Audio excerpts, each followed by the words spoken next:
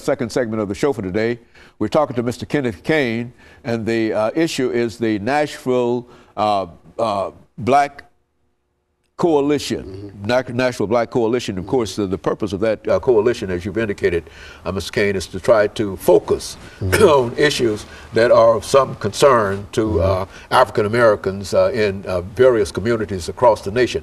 But now, one of the real issues that we've had to deal with has to do with a large number of young people, especially African American males, who have been disfranchised primarily because of their connection or their contact with the criminal justice system. Let's talk about the impact that is having upon Africans, African Americans. Right. Well, as it turns out with me, I was driving down 8th Avenue one evening, and I got pulled over by a cop, and he asked for my license and all this stuff. So I gave him all of that, and he told me that that there's a warrant out for my arrest for a ticket that I had not paid, a traffic ticket. I believe it was a parking ticket. And so, of course, I assured the man that I had paid that ticket, and but I was arrested. He took me downtown, and they booked me, and so there I was, in shock. And then I noticed I was surrounded by brothers, young brothers, older brothers, not just African Americans. Of course there were whites there, a few Hispanics, but primarily it was young African American males.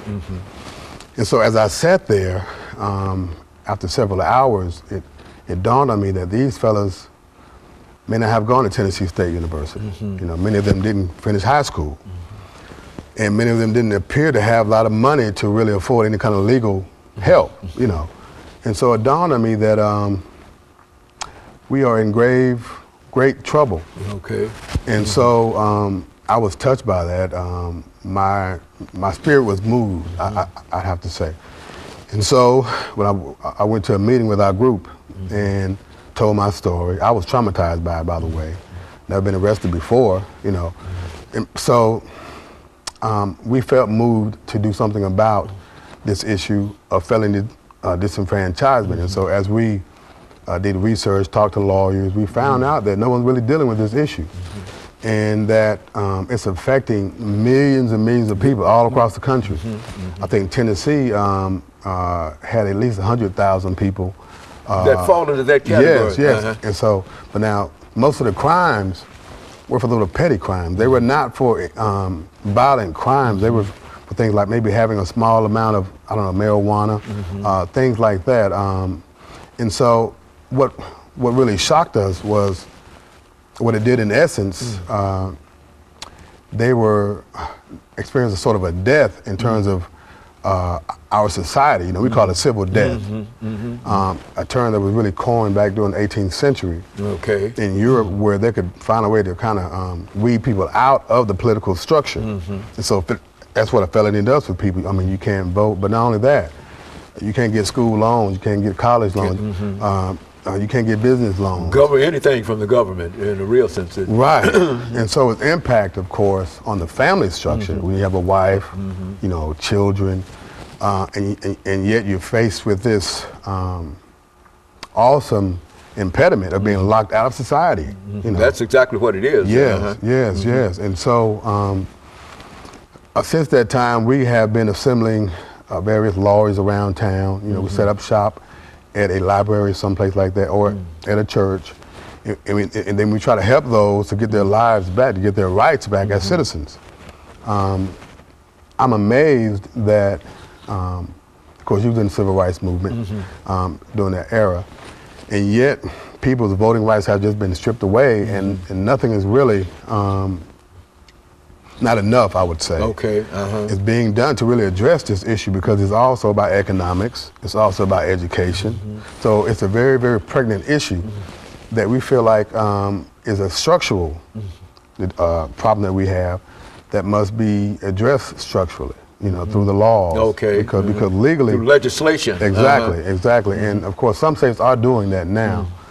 But woefully not enough. But this is a real problem. I think we've talked about that, and I think you said, what, at least 100,000 yes, by individuals in the state of Tennessee have fallen, alone. which is to say that these individuals in a real sense have been really locked, as you've indicated, locked out. They can't vote, they can't get loans, they can't, in a real sense, they can't get a job. Do you find in your group that, as I've been informed by others, that those individuals who become involved in this in a real sense, not only cannot get a job, but in a real sense have almost been locked out of society?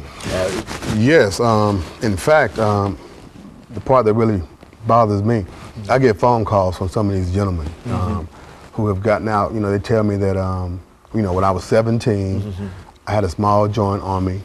You know, that was 30 years ago, okay? I'm married, but I can't keep a job. I have children.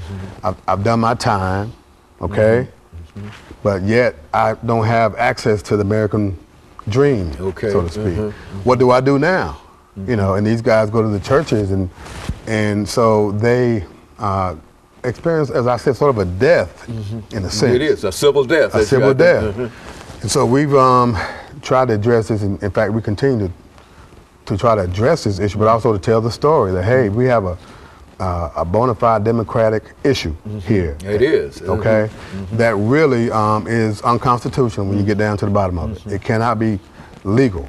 In other words, a person who serves his time has, as far as society is concerned, has paid his debt to society. They pay their dues. But as far as the rest of the folks are concerned in terms of dealing with him, he's still the same criminal that he was the day he was judged. Is that the attitude that most folks have? Yes, it is. In fact, it's not just men anymore, though. A lot of women. Caught up, yes. We didn't know a lot of African-American women. Say something about that. We didn't know that. Quite a number of students have come to us. Students in college right now who have a felony on their records. But see, part of the problem is that the route back to getting their rights, for instance, if you owe any kind of back child support, okay, you got to pay that first. Which, of course, if you spent a year behind bars, or 2 years, or 10 years behind bars, well, that money has accumulated. That's right. And so therefore, you really locked out in that manner, just economically. So it's very discriminatory, and we have to try to address it in some way. You know, we're coming up for this second commercial break, after which we'll have an opportunity to do this third segment, and we can get into in greater depth in reference to this. But I think that some of the things that you're talking about now are some of the common problems that we've heard in reference to this as a real issue, and it's an issue, as you indicated, that ought to be addressed in a more forthright manner by the legislative process. Of course, we'll be back with our audience following this very, very short commercial break.